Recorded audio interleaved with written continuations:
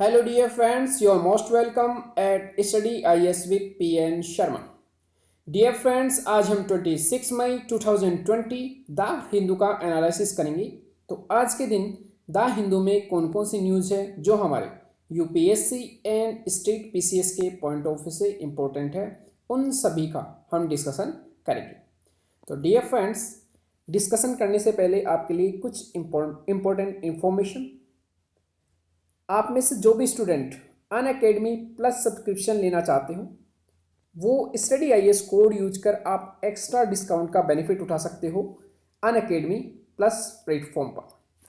ये सभी social media platforms हैं जिनके द्वारा आप हमसे जुड़ सकते हो और आपकी कोई भी क्वेरी हो regarding preparation and Unacademy plus subscription से संबंधित, तो आप इंस्टाग्राम, फेसबुक एंड मेल भी हमें कर सकते हो और इन सभी से जुड़कर आप बेनिफिट उठा सकते हो।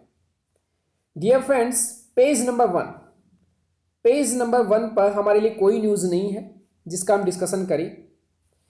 पेज नंबर सेकंड, उस पर भी हमारे लिए यहाँ सिटी न्यू दिल्ली से संबंधित न्यूज़ रहती है, तो हमारे लिए इतना इंपॉर्टेंट नहीं रहता है और ऐसी कोई न्यूज़ भी नहीं है जिसका हम डिस्कशन करें।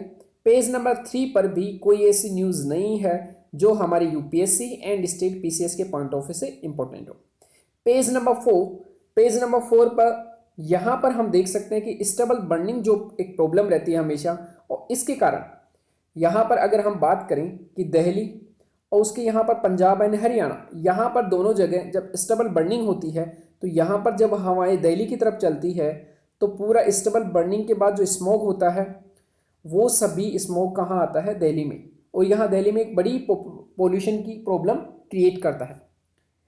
एक छोटा सा पार्ट है, इसके लिए कई बार गवर्नमेंट ने एडवाइजरी भी जारी की है लेकिन किसान मानते नहीं हैं।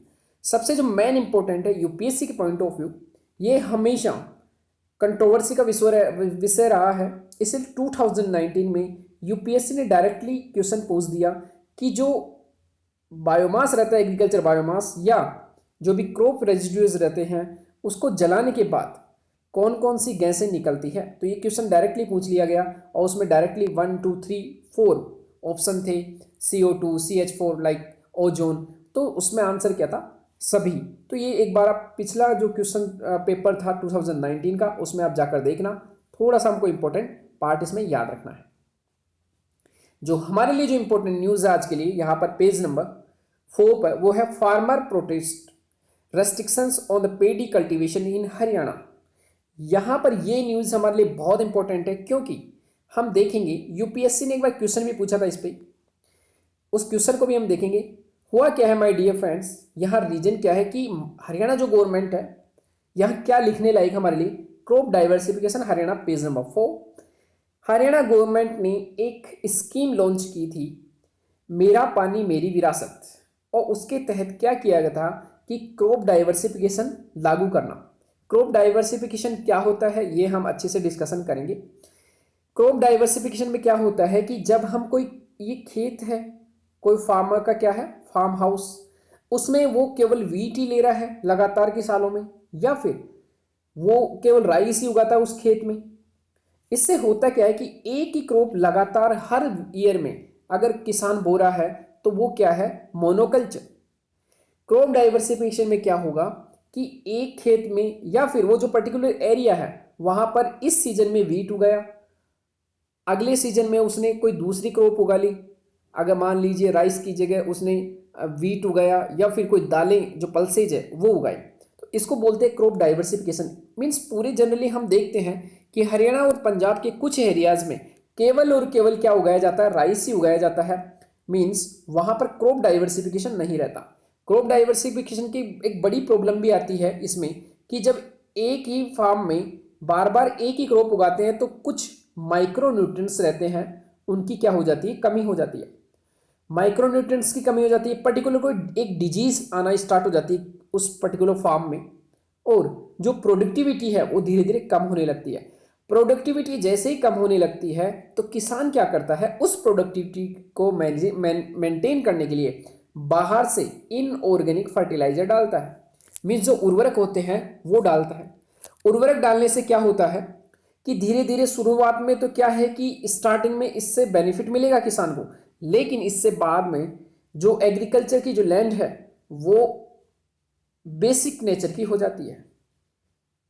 मीन्स उसमें जो बेसिक नेचर है वो बढ़ जाता है, उसका मीन्स क्षारीयता जो है वो बढ़ जाती है। बहुत सारे जो लवण है, जो साल्ट है, वो जमीन में बहुत ज़्यादा मात्रा में हो जाते हैं और धीरे धीरे ये जो जमीन है वो उपजाऊ नहीं रहकर अब किसी काम की नहीं रहेगी। ये बड़ी प्रॉब्लम है आजकल। जहाँ पर भी नहरें होती थी, नहरों से सिंचाई होती थी, पंजाब एंड हरियाणा, वहाँ पर ये बड़ी प्रॉब्लम है कि प्रेजेंट में जहाँ पर उन लोगों को प्रोडक्टिविटी बहुत ज़्यादा मिलती थी, किसानों को, उनकी ज़मीनें अब क्या हो गई है, खराब हो गई है। और डियर फ्रेंड्स, ज़मीन में एसिडिटी एंड जो बेसिसिटी है, मीन्स जो साल्ट ज़्यादा हो जाते हैं, लवणता ज़्यादा हो जाती है, तो वो क्रॉप किसी काम की नहीं रहती, इतनी ज़्यादा हार्ड हो जाती है सूखने के बाद कि जो प्लांट्स है वो अपने आप मारे जाएंगे। तो ये एक बड़ी प्रॉब्लम है। इसी को रोकने के लिए, और साथ में क्या हो रहा है कि जब ज़्यादा, अब जो जहाँ पर पानी कम है, उतनी ज़्यादा पानी नहीं है, उस एरिया में अगर वाटर नहीं है, उस एरिया में अगर कोई राइस उगाएगा तो क्या होगा कि उसकी जो वाटर रिक्वायरमेंट है एग्रीकल्चर क्रॉप की, उसको नीचे से लिया जाएगा। मीन्स जो नलकूप रहते हैं, वेल रहते हैं, उनके द्वारा लिया जाएगा। तो उससे क्या होगा, जो वाटर लेवल है वो बहुत तेज़ी से नीचे चला गया है। जो वाटर टेबल था, अगर हम ज़मीन में वाटर टेबल की बात करें तो पहले लगभग अगर 20 फीट या 30 फीट इनमें पानी आ जाता था। अब प्रेजेंट में क्या हुआ कि वाटर लेवल लगभग 40 मीटर नीचे चला गया है। तो ये बड़ी प्रॉब्लम है।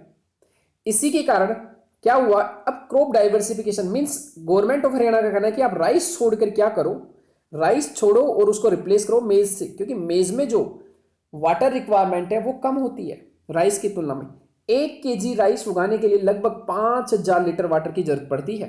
तो ये बड़ी प्रॉब्लम है। तो साथ ही में ये कहा गया है कि जब आप 1 एकड़ पेडी की जगह मेज उगाओगे तो आपको इंसेंटिव, मीन्स जो प्रोत्साहन राशि 7,000 दिया जाएगा। और एक किन डिस्ट्रिक्ट में लागू किया गया है जहां पर वाटर लेवल जो है जमीन का लगभग 40 मीटर से नीचे चला गया है। अब हम क्वेश्चन देखते हैं यूपीएससी का, कि यूपीएससी कैसे क्वेश्चन पूछती है ऐसे। और मैं एक आपको इंपॉर्टेंट इंफॉर्मेशन दे देता हूं इससे रिलेटेड, कि यूपीएससी का ऐसा कोई ईयर नहीं है जब उसने वाटर से रिलेटेड कोई क्वेश्चन ना पूछा हो। जल संरक्षण यूपीएससी के लिए एक इंपॉर्टेंट टॉपिक है, पूरी इंडिया के लिए एक महत्वपूर्ण पार्ट है। तो जो भी पॉलिसी बनती है गवर्नमेंट के द्वारा, उसमें जल एक इंपॉर्टेंट पार्ट है।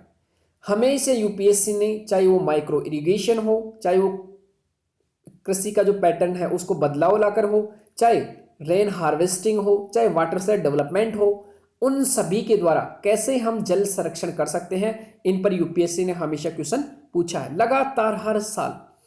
ये 2018 का क्वेश्चन है पेपर 3 का, कि गत वर्षों में कुछ विशेष फसलों पर जोर से सस्य पैटर्न। अब मैं फिर बोल रहा हूं आपको कि आप लोगों को जो हिंदी मीडियम स्टूडेंट है उनको थोड़ा इंग्लिश आना ही चाहिए माय डियर फ्रेंड्स, अदरवाइज ये बहुत ज़्यादा डिफिकल्ट होगा क्वेश्चन को समझने के लिए आपको।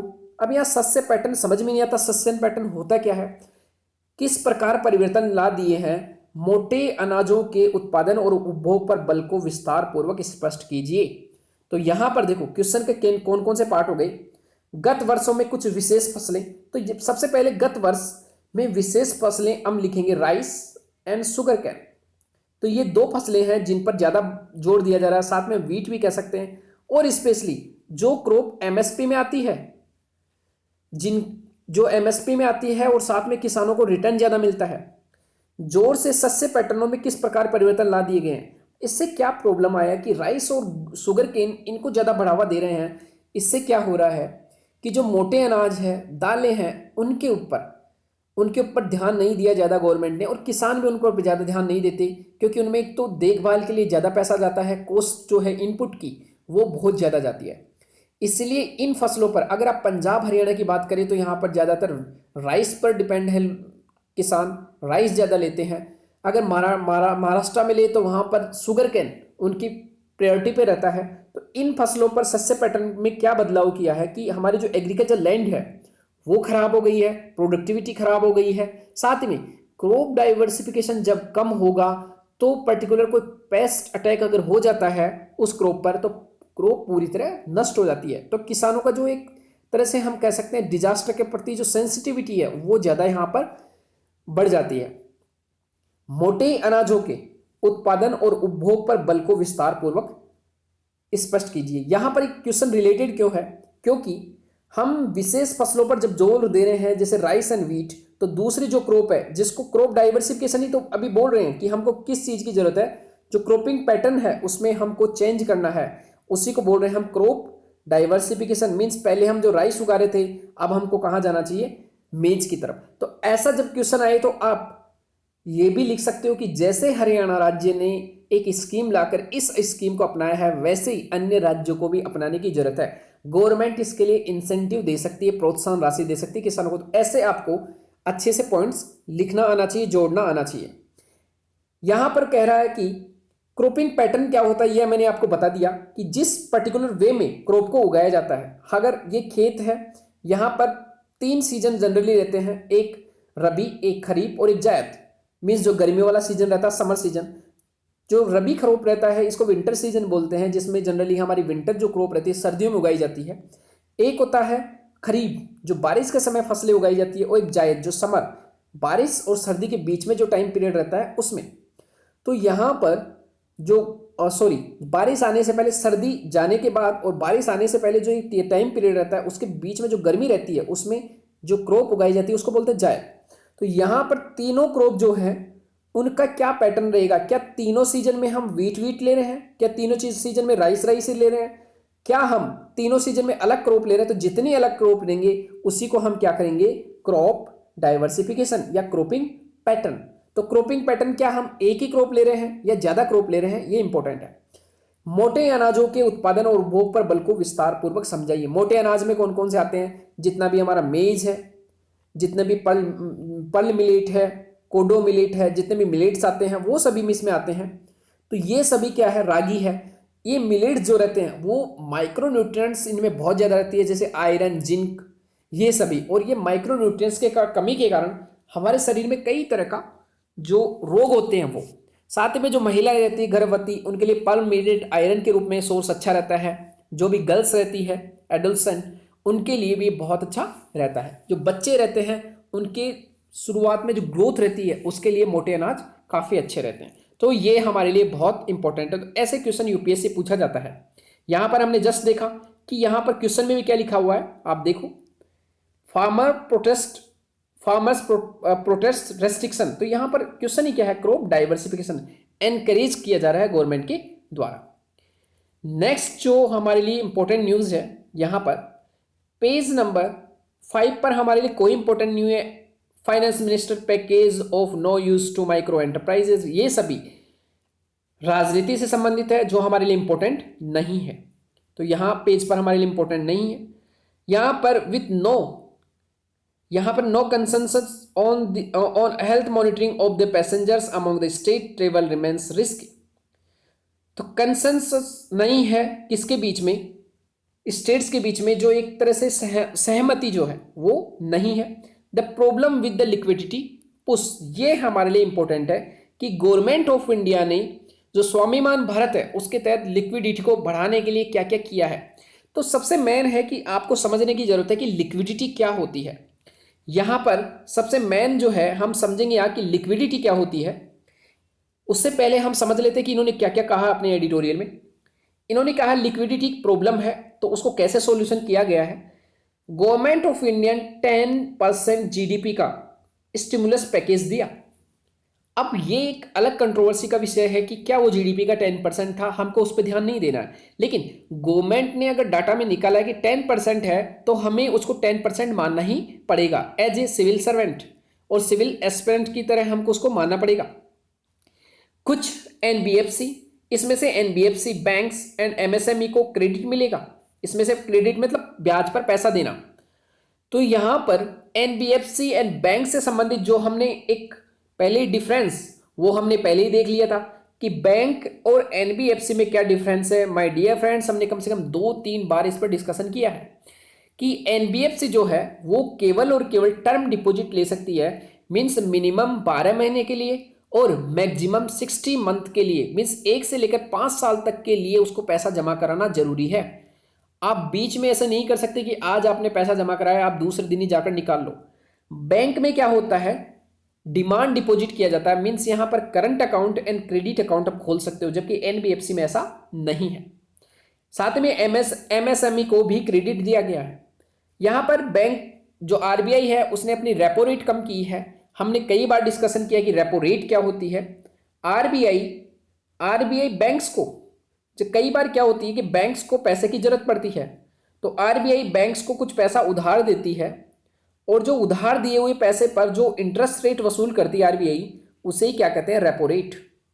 अब रेपो रेट को कम किया गया, इससे फायदा क्या होगा कि जब रेपो रेट कम होती है तो ज्यादा उधार लेती है बैंक, क्योंकि सस्ती जो ब्याज दर है उस पर पैसा किसको मिल रहा है, बैंक्स को। तो बैंक्स ज्यादा से ज्यादा उधार लेंगी और उसको किसको देगी, लोगों को बांटेगी। जब लोगों के बांटेगी तो लोगों के हाथ में पैसा होगा और हमारी इकोनॉमी में जो लिक्विडिटी क्रंच है वो भी समाप्त होगा। आगे हम देखेंगे क्या इसमें इंपॉर्टेंट है। यहां पर कहा गया कि हमने रिफॉर्म एंड असिस्टेंस में सहायता दी है। कहां कहां देना हमको, रिफॉर्म कहां करना, सहायता कहां देना है लिक्विडिटी के रूप में। एक है लैंड, मींस जो भूमि है उसमें हमको रिफॉर्म्स करने हैं। एक है लेबर, लेबर में भी यहां सहायता दी गई है। यहां पर लैंड में क्या किया गया है कि अब एक पर्टिकुलर कोऑपरेशन बनाएगा, लिमिटेड कोऑपरेशन, किसके द्वारा, गवर्नमेंट के द्वारा। और गवर्नमेंट के पास जितनी भी लैंड है जो खाली पड़ी है उन सभी का एक डाटा बैंक बनाया जाएगा और उसमें यह पता रखा जाएगा कि कहां पर कौन सी जमीन खाली है। अगर किसी कॉरपोरेट घराने को उस जमीन की जरूरत पड़ेगी या किसी उद्योग लगाने वाले को उसकी जमीन की जरूरत पड़ेगी तो जल्दी से उसको अलॉट किया जा सके।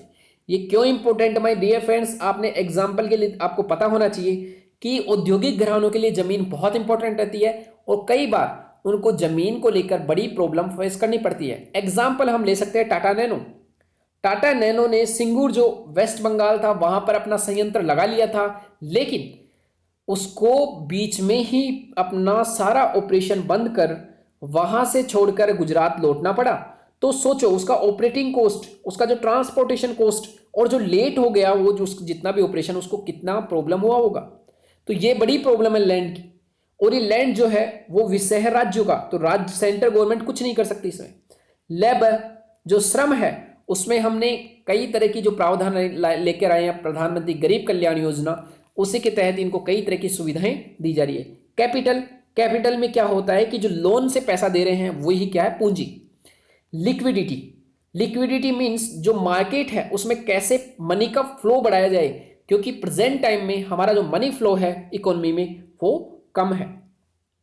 लिक्विडिटी होता क्या है, आज इस पर अच्छे से बात करते हैं। लिक्विडिटी का मतलब केवल पैसा नहीं होता, इसमें कई चीजें, कई जो कॉन्सेप्ट है वो इसमें शामिल हैं। एग्जाम्पल के लिए फर्स्ट जो शामिल है वो है यहां पर कि ease to access to cash, जो कैश है मनी उस तक पहुंच जो रहती है वहां पर उसके लिए, जैसे एग्जांपल लें, अगर किसी व्यक्ति के पास एटीएम कार्ड है या एटीएम है या बैंक में कोई खाता है या मनी लेंडर के पास पैसा लेना है। जनरली आपने देखा होगा बैंक के पास जब जाते हैं तो पैसा बहुत मुश्किल से मिलता है, कई तरह की कागजी कार्यवाही करनी पड़ती है। मनी लेंडर है, इसके पास जो पैसा है अगर हम लेने जाते हैं तो इसका क्या है, लिक्विडिटी ज्यादा है। अगर एटीएम कार्ड में अगर बात करें हम, तो हमारे पास अगर टर्म डिपॉजिट हमने कर रखा है 1 साल से लेकर ज्यादा के लिए, टर्म डिपॉजिट मीन्स या फिक्स डिपॉजिट होता है, तो उसकी लिक्विडिटी क्या कम होती है, मीन्स हमको उतना आसानी से वो पैसा नहीं मिल सकता। अगर हमारा सेविंग अकाउंट में पैसा है मीन्स डिमांड डिपॉजिट है तो हम कभी भी जाकर निकाल सकते हैं। एग्जाम्पल की, मेरे हाथ में पैसा था, मैंने बैंक में जाके जमा कराया, मैंने अगर उसको टर्म डिपॉजिट करवाया तो वो पैसा मुझे मुश्किल से मिलेगा, जबकि मैंने अगर उसको सेविंग अकाउंट में डिमांड डिपॉजिट में करवाया है तो मुझे आसानी से मिल जाएगा। मीन्स एक खातों में भी लिक्विडिटी पाई जाती है कि किस पैसे को आसानी से पाया जा सकता है, तो यहां पर भी लिक्विडिटी है। लिक्विड एसेट, जो liquid asset easily sold for or replaced with the cash, means ऐसी कोई लिक्विड एसिड कौन सी रहती है, एसिड के रूप में भी लिक्विडिटी रहती है जिसको आसानी से बेचा जा सके और कैश के रूप में रिप्लेस किया जा सके। जैसे गोल्ड, अगर मेरे हाथ में एक तरफ गोल्ड है और एक तरफ मेरे पास बहुत सारी बुक्स हैं, मेरे पास 10,000 की बुक्स है, एक तरफ मेरे पास केवल 5,000 का सोना है, मैं कहूं कि आपको 10,000 की रुपए की जगह मैं 10,000 मुझे मत दो, मुझे केवल 5,000 दे दो, ये बुक्स की कीमत 5,000 की जगह 10,000 है, जबकि सोना अगर 5,000 का है तो आपको 4,000 आसानी से मिल जाएंगे या 4,500 वो दे देगा, लेकिन बुक्स का आपका आधा पैसा भी नहीं देगा। तो यहां पर क्या है कि किस वस्तु का आपका लिक्विडिटी के रूप में बदलने का ज्यादा चांस रहता है, तो गोल्ड क्या है, आसानी से लिक्विड हो सकता है। लिक्विड फॉर्म क्या होती है, जो होल्डिंग करके रखती है कैश, जैसे डिपॉजिट टेकिंग फाइनेंशियल इंस्टीट्यूशन, जो वित्तीय संस्थान है जो पैसे के रूप में डिपॉजिट करते हैं, उनकी लिक्विडिटी ज्यादा होती है, ना कि वो ऐसी कोई फर्म हो जो कोई प्रोडक्शन करती हो। संपत्ति ऐसी भी हो सकती है जो easily and quickly converted into cash, जैसे without significant loss of value, ये भी इंपॉर्टेंट है। मींस ऐसी संपत्ति भी लिक्विड होती है जो अपनी वैल्यू को खोए बिना ही आसानी से कैश में परिवर्तित हो सकती है। यहां पर जो जमीन है वो भी इसी कैटेगरी में आती है, जैसे without significant loss of value. आपने देखा होगा जमीन या सोना अपनी वैल्यू को जनरली खोते नहीं है, मीन्स लगातार आने वाले सालों में उनकी क्या वैल्यू बढ़ती जाती है। तो ये क्या होती है, लिक्विडिटी किसी भी वस्तु की। अब हमारे यहाँ जो प्रेजेंट में इंडिया में जो लिक्विडिटी है वो किसी भी फॉर्म में हो, चाहे वो एसेट के रूप में हो, चाहे वो लिक्विडिटी के रूप में हो, चाहे वो पर्टिकुलर किसी कैश के रूप में हो, चाहे वो अकाउंट्स के रूप में हो, अकाउंट में रहने वाले पैसे के रूप में हो। अब आप ही सोचिए कि जब कोविड-19 के कारण लॉकडाउन है तो बैंक्स का ऑपरेशन कहीं ना कहीं इंपैक्ट हुआ है, और बैंक से आसानी से जो हमको पैसा मिलना चाहिए था, अब खुद सोचिए, चलो बैंक यहां पर खुले हुए हैं, that's not a big problem, banks यहां पर खुले हुए हैं, लेकिन गांव में कोई लोग है, विलेज में, यहां तक पहुंच ही नहीं हो पा रही है, यहां पर बैंक तक पहुंच ही नहीं हो पा रही, तो क्या हो गई, लिक्विडिटी अपने आप कम हो गई। तो कॉन्सेप्ट्स को समझना है, यहां डायरेक्टली हम कुछ नहीं कह सकते। कॉन्सेप्ट अगर आपको एक बार समझ में आ गया तो फिर टेंशन नहीं आएगी। अगेन एनबीएफसी, उसमें लिक्विडिटी का बड़ा प्रॉब्लम चल रहा है। यहां पर एक बार देख लें कि जो लिक्विडिटी का प्रॉब्लम है, लिक्विडिटी क्रंच है, वो ऐसा नहीं है कि केवल कुछ लोगों के कोई ही इसमें प्रॉब्लम आ रही है, इसमें चाहे इंडिविजुअल हो चाहे लोग हो, उनको भी लिक्विडिटी में क्रंच आ रहा है। स्मॉल बिजनेसेस, चाहे एमएसएमई सेक्टर देखें या कोई फर्म देखे बड़ी, या फाइनेंशियल इंस्टीट्यूशन जैसे एनबीएफसी या फिर म्यूचुअल फंड, इनके पास भी पैसों की कमी है। आगे इन्होंने क्या लिखा है कि एनबीएफसी के बारे में हमने देख लिया, targeted long term repo operation. RBI ने क्या किया है, targeted long term repo operation चलाया है। यहां पर टारगेटेड मतलब क्यों कि पर्टिकुलर किसी क्षेत्र को यहां टारगेट किया जाएगा।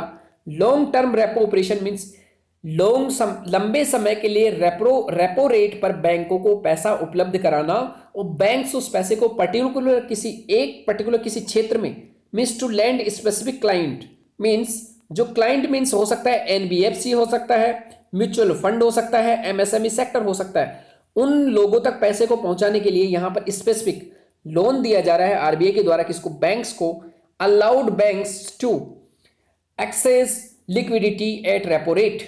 तो यहां पर रेपो रेट पर पैसा दिया जा रहा है लंबे समय के लिए। जनरली क्या होता है कि जब आरबीआई, यहां पर एक कॉन्सेप्ट है कि आरबीआई जब बैंक्स को पैसा देती है लंबे समय के लिए तो ब्याज दरें ज्यादा वसूलती है, मींस रेपो रेट से कहीं ज्यादा ब्याज दर वसूलती है। लेकिन प्रेजेंट में आरबीआई बैंक्स को केवल रेपो रेट पर ही, कम ब्याज दरों पर ही पैसा दे रही है, ताकि जो लिक्विडिटी का क्रंच है वो हट सके।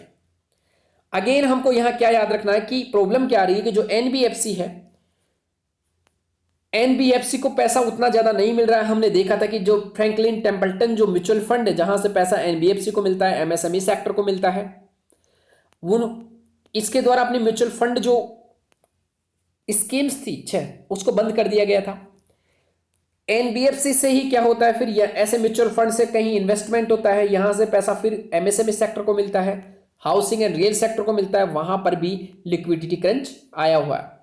एक यहां पर याद रखना एक point, SIDBI, small industries development bank of India, NABARD, national bank for agriculture and rural development and national housing bank, ये सभी बैंक्स टारगेटेड लेंडिंग करती है। मींस ये डायरेक्ट पैसा नहीं देती है इन क्षेत्रों को, ये क्या करती है, बैंक्स को पैसा देगी, स्मॉल जो हाउसिंग है उनको पैसा देगी, या फिर एमएसएमई सेक्टर को, किसी पर्टिकुलर जो माइक्रो फाइनेंस इंस्टीट्यूट है उनको पैसा देगी, ये फिर पैसा देगी आगे किसी जरूरतमंद जो भी रीजन जो भी सेक्टर है उसको।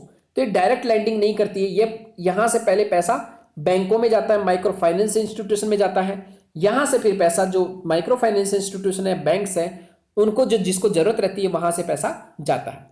ये पर्टिकुलर एक क्षेत्र के लिए टारगेटेड लेंडिंग मीन्स क्या है कि सिड भी स्मॉल इंडस्ट्रीज के लिए काम करता है, नाबार्ड एग्रीकल्चर डेवलपमेंट के लिए और रूरल डेवलपमेंट के लिए, और ये हाउसिंग जो है उसके लिए काम करता है। यहां पर मॉनेटरी पॉलिसी के बारे में थोड़ा सा क्रिटिसाइज किया कि जो मॉनेटरी पॉलिसी है इसके द्वारा जो डिसीजंस लिए गए हैं वो इतने अच्छे नहीं लिए गए हैं, उसके कारण बड़ी प्रॉब्लम आ सकती है, जो प्रॉब्लम्स चल रही है उसका सोल्यूशन नहीं हो। मॉनेटरी पॉलिसी के बारे में हमने पहले भी पढ़ा है कि ये मॉनेटरी पॉलिसी कमेटी के द्वारा बनाई जाती है जो 6 सदस्य होती है। इसके अंदर मॉनेटरी पॉलिसी का जो मेन काम है वो benchmark policy rate means repo rate का निर्धारण करना, और इसके द्वारा ये तरीके अपनाए जाते हैं कि कैसे हम जो हमारा इकोनॉमी है उसमें हम मनी का फ्लो को कंट्रोल कर सके। यहां पर एक editorial, the centres Kashmir policy and ये हैवी प्राइस टू पे। यहां पर इन्होंने पूरी सेंट्रल गवर्नमेंट को, मोदी गवर्नमेंट को, बीजेपी गवर्नमेंट को क्रिटिसाइज किया। माय डियर फ्रेंड्स, इनके जो व्यूज हैं डायरेक्टली हम यूटिलाइज नहीं कर सकते एग्जामिनेशन में, ये डायरेक्टली गवर्नमेंट को क्रिटिसाइज किया जा रहा है। अगर इस टाइप के आपने व्यूज एग्जाम में यूज किए, आप पॉजिटिव क्रिटिसाइज कर सकते हो, लेकिन इस टाइप के अगर आपने व्यूज एग्जाम में यूटिलाइज किए, इनका काम क्रिटिसाइज करना अच्छी बात है, क्रिटिसाइज करना, but as a UPSC aspirant हम गवर्नमेंट की उस टाइप से आलोचना नहीं कर सकते जिस टाइप से इन्होंने कर रखा है। यहां पर एक जो हमारे लिए इंपॉर्टेंट है वो हमको न्यूज में क्या याद रखना है कि latest action is the new domicile rule, means कौन डोमिसाइल होगा जम्मू कश्मीर का, उसके लिए एक नोटिफाइड किया गया है एक रूल्स 18 मई 2020 को। यहां क्या कहा गया कि जो आर्टिकल 35A था उसमें पहले क्या था आपको पता होगा कि आर्टिकल 35A एंड जो 370 था आर्टिकल, उन सभी को हटा दिया गया है।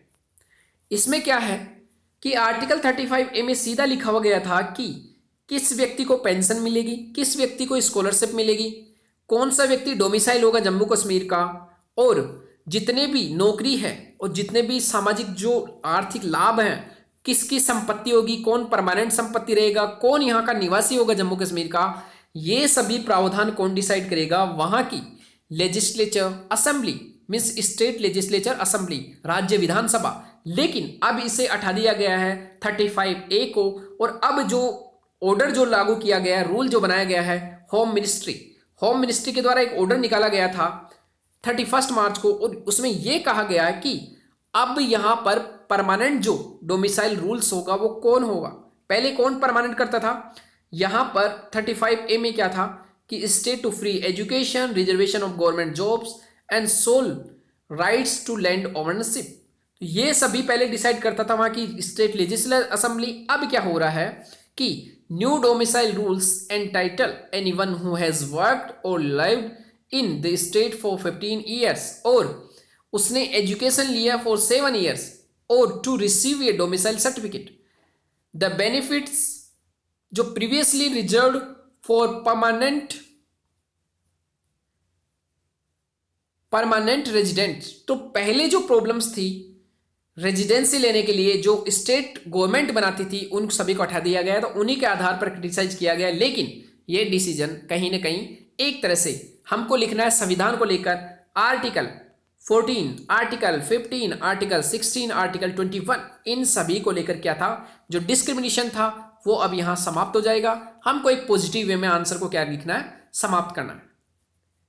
बैटिंग फॉर फ्री स्पीच, यहां पर क्या है, जो क्रिमिनल डिफेमेशन केस है वो लगा दिया जाता है। होता क्या माय डियर फ्रेंड्स कि जनरली स्टेट के विरुद्ध अगर कोई पत्रकार है वो फ्री स्पीच देता है या उसकी क्रिटिसाइज करता है, तो क्या होता है उसके पर कोई भी गवर्नमेंट होती है, जो पर्टिकुलर व्यक्ति है किसी राजनीतिक पार्टी का, वो पत्रकारों पर क्रिमिनल डिफेमेशन केस लगा देती है। इससे क्या होता है कि वो चाहे भी जो क्रिमिनल जो आपराधिक मानहानि है उस केस में फंसते हैं, और इससे जो हमारा जो चौथा स्तंभ है वो क्या है, जो डेमोक्रेसी का चौथा स्तंभ है जर्नलिज्म, उसमें बड़ी प्रॉब्लम होती है। हाल ही में आपने देखा होगा अर्नब जो गोस्वामी था उन पर भी क्रिमिनल डेफेमेशन केस दायर किया गया कई जगह कई स्टेट्स में, क्योंकि उन्होंने पालघर जो लिंचिंग केस था उस पर सवाल उठाए थे कि जो सोनिया गांधी थी उस पर बोल नहीं रही। लेकिन हमारे लिए इंपॉर्टेंट है कि ऐसा नहीं होना चाहिए, ऐसे लॉ में बदलाव होना चाहिए, और ये जो क्रिमिनल डिफेमेशन केस है इनके बारे में स्पेसिफिक गाइडलाइन सरकार के द्वारा बनाई जानी चाहिए। यहां पर जो हमारे लिए पेज नंबर 7 है, moving beyond geopolitics. Moving beyond geopolitics means जो प्रेजेंट में जो भूस्थितिक जो भी पॉलिटिक्स चल रही है, भू राजनीति चल रही है, कि एक दूसरे देश, जनरली क्या होता है कि अगर अमेरिका है, इंडिया है, तो इंडिया जो डाटा है उसका लोकलाइजेशन पे बल दे रहा है। गवर्नमेंट ऑफ इंडिया बोल रही है कि डाटा लोकलाइजेशन केवल और केवल इंडिया में होगा। उसी तरह अगर चाइना की बात करें तो चाइना डाटा को चुराया है, कोविड-19 को, अन्य देशों को सही डाटा नहीं दिया है। साथ में जो WHO है उसको भी डाटा को सही से प्रोवाइड नहीं किया है। तो ये जो हमको क्या कह रहा है जो राइटर, कि मूविंग बियॉन्ड जियोपॉलिटिक्स, जो जियोपॉलिटिक्स चल रही है, भू राजनीति चल रही है, इन सभी से हमको बहुत आगे निकलना है, इनसे हमें आगे बढ़ जाना है। क्यों? For humanity, for Mankind, for interest of Mankind, in the larger interest of Mankind, means सामूहिक जो जन हित है उसके लिए। अब हम यह क्या देखेंगे, इन्होंने क्या कहा है कि राइट टू प्राइवेसी, कुछ पार्ट मैंने जोड़ा है कि राइट टू प्राइवेसी अभी क्या हो, निजता का जो अधिकार है, हम मानते हैं आर्टिकल 21 के तहत फंडामेंटल राइट बना दिया गया है। K S. Puttaswamy judgment, K S. Puttaswamy Puttaswamy judgment था 2017 में सुप्रीम कोर्ट के द्वारा। उसमें कहा गया था कि राइट टू प्राइवेसी जो है वो फंडामेंटल राइट है आर्टिकल 21 के तहत, और आप उसे छीन नहीं सकते। मीन्स राइट टू प्राइवेसी जैसे LGBT के अधिकार, उसके बाद अगर किसी व्यक्ति का कोई पर्टिकुलर सेक्सुअल ओरिएंटेशन है, किसी व्यक्ति के जो भी डाटा है, चाहे वो आधार कार्ड से संबंधित हो, चाहे बैंकिंग डिटेल से संबंधित हो, चाहे व्यक्ति की कोई पर्टिकुलर पॉलिटिकल पार्टी को लेकर कोई चॉइस हो, ये सभी उसका क्या है, प्राइवेसी। तो ये प्राइवेसी को आप उल्लंघन नहीं कर सकते। यहां पर जो इन्होंने लिखा है कि हम मानते हैं डाटा क्या है, प्राइवेसी का पार्ट है, लेकिन data sharing versus human rights, means article 21 और ह्यूमन राइट्स और डाटा शेयरिंग, जो एक दूसरे के बीच में जो डाटा का शेयर होना चाहिए, इसके बीच में कहीं ना कहीं कॉन्फ्लिक्ट आ रहा है। तो ये बड़ा एक प्रॉब्लमिक समस्या हो रही है। तो इन दोनों में सॉल्यूशन कैसे निकले, हमको क्या याद रखना है कि डाटा प्रोटेक्शन लॉ हमारे इंडिया में भी बनाया जा रहा है। उसके लिए हम पर्सनल डाटा प्रोटेक्शन बिल, और इसी के लिए हमने बिल लाने से पहले हमने क्या किया है कि justice BN Shri Krishna committee हमने बनाई थी, जिसका काम था कि हमें डाटा के ऊपर कौन कौन से प्रावधान बनाए जाने चाहिए, कौन सा डाटा केवल देश में रहना चाहिए, कौन सा डाटा पर्टिकुलर जो व्यक्ति है उनकी उसके कंसेंट के साथ हम विदेश में भेज सकते हैं, किस डाटा को हम पर्सनल डाटा कहेंगे, कौन सा डाटा हमारा सेंसिटिव डाटा कहा जाएगा, ये सभी बातें। क्या डाटा लोकलाइजेशन होना चाहिए, अगर किस डाटा के लिए लोकलाइजेशन जो शर्तें हैं वो जरूरी है, अगर डाटा लोकलाइजेशन किया जाता है तो उसके लिए क्या क्या प्रावधान होने चाहिए, अगर कोई डाटा को ब्रीच करता है तो उसके लिए क्या क्या प्रावधान होने चाहिए, ये सभी जो रिकमेंडेशन है वो justice BN Shri Krishna committee के द्वारा गवर्नमेंट ऑफ इंडिया को दी गई। अब यहां कहा गया कि ऐसा नहीं कि डाटा प्रोटेक्शन के ऊपर बहुत सारी जगह रूल्स भी बने हैं, जैसे EU ने GDPR बनाया है, general data protection regulation, cloud act बनाए हैं USA ने।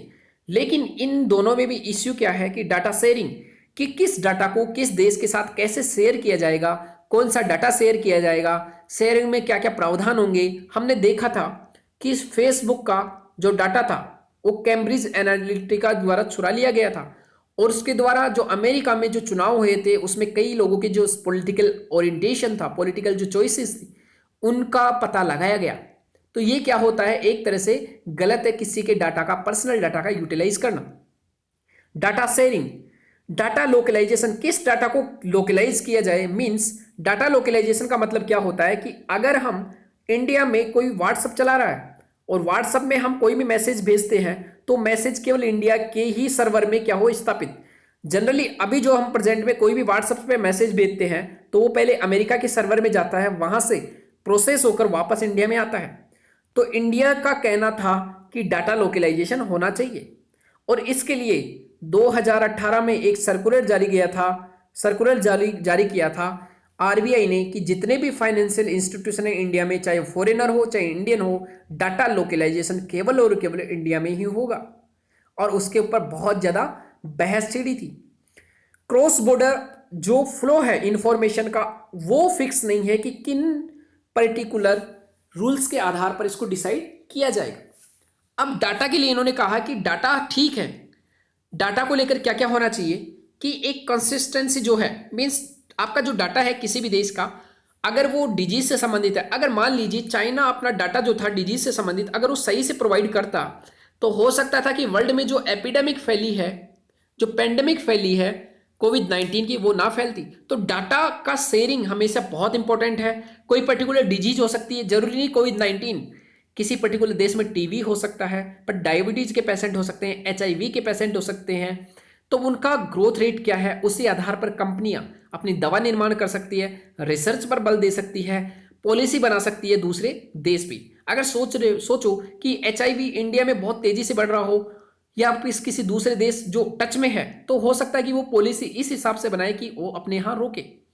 तो इंटरऑपरेबिलिटी, डाटा की जो इंटरऑपरेबिलिटी, आपस में जो शेयरिंग है, कैसे डाटा को पर रिसर्च करें, वो भी होना चाहिए। प्राइवेसी, एक तरफ प्राइवेसी को भी मेंटेन करके रखें, साथ में डाटा को लेकर गवर्नेंस जो है, पर्टिकुलर कौन से एक्ट बनाने हैं, कौन सा बिल लाना है, वो भी होना चाहिए। और सिक्योरिटी, डाटा को अगर आप स्टोर कर रहे हो तो सिक्योर होना चाहिए, किसी पर्टिकुलर इसका हैकिंग ना हो, कोई गलत हाथों में ना जाए। जैसे एग्जाम्पल के लिए एसबीआई के लगभग 8 लाख जो एटीएम थे उनके डाटा को चुरा उनका जो डाटा था उसको चुरा लिया गया था। तो ये इनका कहना है। यहां पर जो एडिटोरियल है ये है a well balanced stimulus package. Stimulus package balance कैसे है, इन्होंने क्या क्या कहा कि जो अभी प्रेजेंट में गवर्नमेंट ऑफ इंडिया के द्वारा जो लाया है, और ये आर्टिकल में इतना अच्छा कॉन्सेप्ट है कि मुझे पढ़कर बहुत अच्छा लगा। इन्होंने कहा कि प्रेजेंट में जो प्रॉब्लम है वो डिमांड सप्लाई की है, आपने स्टिमुलस पैकेज लेके आए हम, बहुत अच्छी बात है, लेकिन जो टोटल इफेक्टिव डिमांड है, अब लोग क्या कर रहे हैं कि डिमांड क्यों कम है कि जो कंज्यूमर है, मीन्स जो लोग हैं, मजदूर हैं, कंज्यूमर, उनके हाथ में पैसा नहीं है, मीन्स उनके हाथ में पैसा नहीं है, इसलिए डिमांड कौन जनरेट नहीं कर रहा, कंज्यूमर। लेकिन इन्होंने कहा कि कंज्यूमर नहीं, टोटल इफेक्टिव डिमांड, जिसमें कंजप्शन भी शामिल है, जिसमें हम डायरेक्टली वस्तु को कंज्यूम करते हैं, इन्वेस्टमेंट भी शामिल है, और इंटरमीडिएट जो गुड्स हैं जो प्रोसेसिंग इंडस्ट्री में बनती है। अगर इंटरमीडिएट गुड्स कौन सी है कि हमको आटा बनाना है, मीन्स हमको ब्रेड बनानी है, तो यहाँ गेहूं, उसके बाद गेहूं से जो आटा बनता है, उसके बाद वो ब्रेड बनाने के लिए कई जो सामान चाहिए वो भी। तो ये सब जो इंटरमीडिएट गुड्स है उनकी डिमांड भी क्या है, अभी कम, उनकी डिमांड भी कम है। क्योंकि प्रेजेंट में अगर किसी समोसा की शॉप है, अगर समोसा बनाना है तो उसको आलू भी चाहिए, उसको सब्जियां भी चाहिए, तो इन सभी की डिमांड कम होगी क्योंकि समोसा की शॉप बंद है।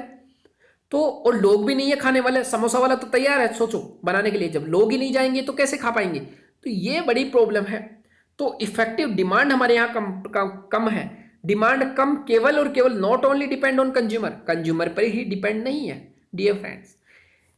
अब एक जो हमको कॉन्सेप्ट याद रखना है कि किसी भी जीडीपी में, मीन्स किसी भी इकोनॉमी में, एग्रीगेट जो डिमांड होती है वो 4 फैक्टर पे डिपेंड करती है। एक, कंजप्शन, मीन्स डायरेक्टली हम किसी वस्तु को कैसे खा रहे हैं, एक है इन्वेस्टमेंट, एक है गवर्नमेंट एक्सपेंडिचर, और एक एक्सपोर्ट इंपोर्ट।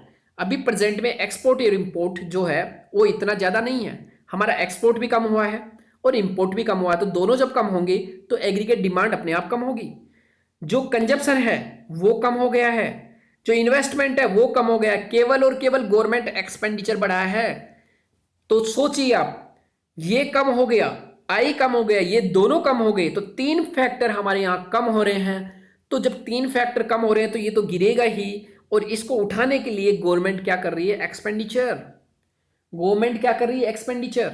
और उसके तहत ही तो हमने क्या लेके आए हैं, 10 लाख करोड़ का जो पैकेज है, स्टिमुलस पैकेज, वो लेके आए। तो यहां कॉन्सेप्ट समझो, इन्होंने क्या कहा कि एमएसएमई के लिए हमने क्या बनाया है, एमएसएमई के लिए हमने बनाया है, और क्या किया इन्होंने कि कंजप्शन, जो डिमांड सप्लाई प्रॉब्लम थी उसमें कंजप्शन में हमने डिमांड जनरेट करने के लिए, कंजप्शन डिमांड जनरेट के लिए जनधन अकाउंट में पैसा डाले 500 रुपये 3 महीने के लिए। जो एमजी नरेगा है, मनरेगा, वहां पर हमने वेजेस जो है, जो मजदूरी है डेली, उसको बढ़ाया है। टैक्सेस की दरें कम की है ताकि लोगों के हाथ में ज्यादा पैसा रहे। एंड एमएसएमए के लिए क्या किया गया, fund of funds. Dear friends, funds of funds क्या होता है कि यहां 50,000 का किसी बैंक के थ्रू फंड बना दिया गया है गवर्नमेंट के द्वारा। अब इससे क्या होगा कि एमएसएमई, अब इस फंड से पहले क्या होगा, ये फंड बनाया गवर्नमेंट ने, अब यहां से क्या होगा, पहले बैंक को पैसा दिया जाएगा या कोई छोटे छोटे जो माइक्रो फाइनेंस इंस्टीट्यूशन उनको पैसा दिएगा, वहां से फिर एमएसएमई को पैसा मिलेगा। यहां पर डायरेक्टली एमएसएमई को पैसा नहीं मिलता, पहले बड़ा फंड है, फिर इससे छोटे छोटे फंड बनेंगे, वहां से फिर पैसा जाएगा। मींस यहां पर क्या है, एक बड़ा फंड है, यहां से छोटे छोटे फंड के रूप में बैंकों के पास जाएगा और वहां से जो पैसा है फिर एमएसएमई के पास जाएगा। तो ये क्या है, फंड ऑफ फंड्स। अगेन हमको क्या याद रखना है कि एसेंशियल कमोडिटीज एक्ट 1955 जो हमारा आवश्यक वस्तु अधिनियम है 1955, इसमें भी हमने संशोधन किया है कि अब कई चाहे कोई ट्रेडर हो, मींस जो व्यापारी हो, चाहे एक्सपोर्टर हो, जो जो एक्सपोर्ट करता है, निर्यातक, एग्रो प्रोडक्ट्स, अब जो एग्रो प्रोडक्ट्स है उनके ऊपर पहले जो स्टॉक होल्डिंग लगी हुई थी कि इससे ज्यादा स्टॉक नहीं कर सकते थे, अब वो मेंटेन कर सकते हैं जितना उनको स्टॉक चाहिए। और अब वो डिमांड जो जो जो उनकी मीट थी, जो उनकी डिमांड थी जितनी एक्सपोर्ट के लिए जितना चाहिए था, वो अब कर सकेंगे। तो ये भी एक क्या किया गया है, एक नया अमेंडमेंट लाया गया है इसी के तहत। तो ये आप याद रखना। अब हम एक क्वेश्चन देखते हैं माय डियर फ्रेंड्स, ये एक क्वेश्चन है, इसको चाहे हो तो आप क्या कर सकते हो, लिख भी सकते हो। हमने पहले एक क्वेश्चन देखा, पिछला जो क्वेश्चन था वो 2018 का था, ये भी क्वेश्चन 2018 का पेपर थर्ड में डायरेक्टली क्वेश्चन पूछा गया था। पेपर थर्ड में 2018 के पेपर थर्ड में क्या पूछा गया कि जीएस पेपर थर्ड में, अंकीयकृत डिजिटाइज दुनिया में बढ़ते हुए साइबर अपराधों के कारण डाटा सुरक्षा का महत्व बढ़ गया है। जस्टिस बीएन श्री कृष्णा समिति रिपोर्ट में डाटा की सुरक्षा से संबंधित मुद्दों पर सोच विचार किया गया है। आपके विचार में साइबर स्पेस में निजी डाटा की सुरक्षा से संबंधित इस रिपोर्ट की खूबियां और खामियां क्या है? आप सोचिए, बिल आया नहीं है अभी तक, बिल अभी तक आया नहीं है, बिल पेंडिंग पड़ा है, दोनों एक पार्लियामेंट्री जो कमेटी है उसके सामने अभी तक बिल आया नहीं है, जबकि रिपोर्ट जो थी उसी के आधार पर क्वेश्चन बना दिया यूपीएससी ने 2018 में। और personal data security has assumed significant importance in the digitised world due to rising cyber crimes. The Justice B.N. Sri Krishna Committee report addresses issues related to data security. What is in your view are the strengths and weaknesses of the report relating to protection of personal data in cyberspace? ये सीधा सा एक question था जिससे संबंधित अब आपको BN Sri Krishna जो समिति है की रिपोर्ट है वो लगभग रहती है 50 से 60 पेजेस की, कई बार तो 150 पेजेस की भी रहती है। तो ऐसी जो रिपोर्ट्स है उनमें से जो मेन पॉइंट्स है उनको आपको लिखना है। यहाँ पर कुछ पॉइंट्स मैं बता देता हूँ। इन्होंने जो डाटा था कि जो पर्सनल डाटा है उनको पहले अलग अलग किया, मैंने पहले बताया था। पर्सनल डाटा में इन्होंने आपका मैरिज का ओरिएंटेशन क्या है, आपका सेक्सुअल ओरिएंटेशन क्या है, आपका बैंक डिटेल क्या है, उसके अलावा आपको कोई डिजीज तो नहीं है, वो सभी डाटा इन्होंने कहा है कि जो सेंसिटिव डाटा है ज़्यादा ही जो सिक्योरिटी के लिए वो केवल और केवल इंडिया में स्टोर किया जाना चाहिए। जो व्यक्ति के लिए डाटा, जो मेडिकल डाटा, वो कई बार कंसेंट के साथ विदेश में जा सकता है। और इन्होंने कहा कि जो डाटा निजी डाटा तो है लेकिन ज़्यादा इंपॉर्टेंट नहीं है, उसके लिए हमको क्या होना चाहिए, अगर विदेश में प्रोसेस के लिए भी जाता है तो एक कॉपी इंडिया में रहनी चाहिए। ये सभी बातें इन्होंने बोली। साथ में इन्होंने एक डाटा अथॉरिटी की बात की कि एक डाटा अथॉरिटी बननी चाहिए। साथ में इन्होंने कहा कि जो डाटा की जो रेगुलेशन है उनको ब्रीच करता है तो उसके लिए क्या होना चाहिए, कुछ पनिशमेंट भी होना चाहिए। तो ये इन्होंने कुछ पॉइंट्स बोले। तो आप B N Sri Krishna committee GDPR उसके बारे में भी यहां पर क्या कर सकते हो, लिख सकते हो। तो यहां पर हमने डिस्कशन किया इसका stimulus package balanced moving beyond geopolitics. यहां से संबंधित क्वेश्चन है जनरल डाटा प्रोटेक्शन रेगुलेशन, ये डायरेक्टली पूछा गया था यूपीएससी 2019 में। यूपीएससी 2019 के पी में डायरेक्टली पूछ लिया गया कि जीडीपीआर कहां पर से लाया गया, मैं कहां पर लागू किया गया है, कौन से देश में, ऐसे करके। अब हम चलते हैं यहां पर पेज नंबर जो है, पेज नंबर 8 पर हमारे लिए कोई इंपॉर्टेंट न्यूज नहीं है। पेज नंबर 9 यहां पर थोड़ा सा हमको इंपॉर्टेंट क्या याद रखना है कि पेज नंबर 9 जो है वहां पर भी हमारे लिए कोई इंपॉर्टेंट न्यूज नहीं है। जनरली थोड़ा सा याद रखना कि जो कर्ड ऑयल है इनमें इन्होंने कहा कि India has become more resilient to disruption in curd supplies. तो कर्ड सप्लाई का अगर कभी भी क्रंच आता है या कोई भी प्रॉब्लम आती है तो इंडिया को लेकर यहाँ पर इंडिया को कोई प्रॉब्लम नहीं आएगी। इन्होंने जस्ट इतना सा कहा है, उसके अलावा हमारे लिए यहाँ पर कोई इंपॉर्टेंट न्यूज नहीं है। पेज नंबर जो 10 है वहां पर भी हमारे लिए कोई इंपॉर्टेंट न्यूज नहीं है। जस्ट सिंपल जो लिखा हुआ है राजनीति संबंधित वो हमारे काम के नहीं है। हमारे लिए जो इंपॉर्टेंट न्यूज़ है 11 पर, ये याद रखना, रिवर्स माइग्रेशन हो रहा है अभी। एक होता है माइग्रेशन शहर सिटी से लेकर जो विलेज है, अभी क्या हो रहा है सिटी से विलेज की तरफ हो रहा है, लेकिन जनरली क्या होता है एक माइग्रेशन होता है विलेज से लेकर सिटी की तरफ, चाहे वो हेल्थ के लिए हो सकता है, चाहे वो एजुकेशन के लिए हो सकता है, चाहे रोजगार के लिए। लेकिन अभी क्या हो रहा है रिवर्स माइग्रेशन, सिटी से लोग शहर की तरफ जा रहे हैं, अपनी सिटी से लोग गाँवों की तरफ जा रहे हैं अपना जान बचाने के लिए, जो जॉब छूट गया है। तो लास्ट एंड फाइनल हमको डेवलप कहाँ करना चाहिए, विलेज को। जो एक इंपॉर्टेंट पॉइंट है यहाँ वो है डेमोग्राफिक डिविडेंड। डेमोग्राफिक डिविडेंड क्या होता है माय डियर फ्रेंड्स, कि एक पर्टिकुलर जो जनसंख्या है, कई बार इसको हम 65 मानते हैं जो एक तरह से रिटायरमेंट की एज है, तो यहाँ से हम 18 ईयर या फिर कई बार इसको 16 ईयर भी लेते हैं, तो इसमें ज़्यादा हमको कन्फ्यूज नहीं होना है। चाहे आप 18 ईयर या 16 ईयर ले सकते हो, 65 ईयर या कई बार इसको 59 ईयर्स, तो ये डिपेंड करता है, अलग अलग देश के लिए अलग अलग है। तो यहाँ पर जो इसको बोलते हैं जो 18 या 16 ईयर से लेकर 65 ईयर है, ओल्ड जो पॉपुलेशन है, इसके बीच में पॉपुलेशन को हम बोलते हैं कि ये काम करने वाली जनसंख्या है, ये इसको बोलते हैं डेमोग्राफिक डिविडेंड, मीन्स जननांकीय लाभांश। जब किसी देश की जनसंख्या 18 या 16 से लेकर 65 ईयर्स के बीच में ज़्यादा रहती है तो उसे बोलते हैं हम डेमोग्राफिक डिविडेंड। और इंडिया में मैक्सिमम जो पॉपुलेशन है युवाओं की है, इसलिए इंडिया क्या है डेमोग्राफिक डिविडेंड। लेकिन वर्ल्ड बैंक की एक रिपोर्ट आई थी कि अगर इंडिया ने डेमोग्राफिक डिविडेंड को सही से यूटिलाइज नहीं किया तो ये डेमोग्राफिक डिजास्टर बन सकता है डेमोग्राफिक डिविडेंड की जगह। डेमोग्राफिक डिजास्टर कैसे कि अगर इन युवाओं को रोजगार नहीं मिला तो ये नक्सलवाद की तरफ जा सकते हैं या आतंकवाद की जा सकते हैं, उग्रवाद की तरफ जा सकते हैं। और अगर इनको यूटिलाइज नहीं किया तो गवर्नमेंट ऑफ इंडिया के ऊपर इनका भार बढ़ेगा, इनको वो सभी सुविधाएं देनी पड़ेगी जो इनको जरूरत है, और ये आगे चलकर क्या बनेगी एक गरीब जनसंख्या।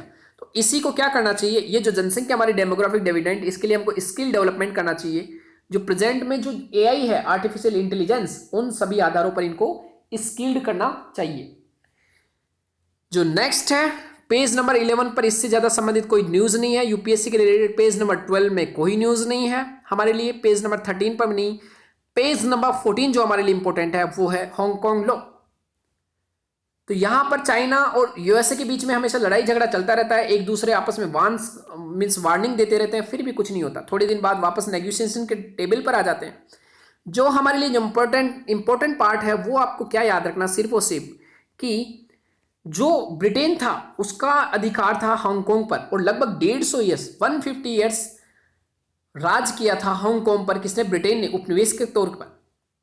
तो यहां पर 1997 में चाइना को सौंप दिया था ब्रिटेन ने, यह कहकर कि जो ऑटोनॉमी है हांगकांग की उसको आप बरकरार रखोगे। लेकिन हाल ही में क्या हुआ, चाइना ने एक लॉ पास किया और उसके तहत सिक्योरिटी लॉ, उसके तहत अगर चाइना के विरुद्ध कोई भी भड़काऊ भाषण देता है, कोई भी कंस्पिरेसी में कोई व्यक्ति पाया जाता है, तो उसको चाइना ले जाकर क्या किया जाएगा, उस पर मुकदमा चलाया जाएगा। तो इसी का विरोध कर रहे हैं लोग कि हमारी ऑटोनॉमी को आप छीन रहे हो।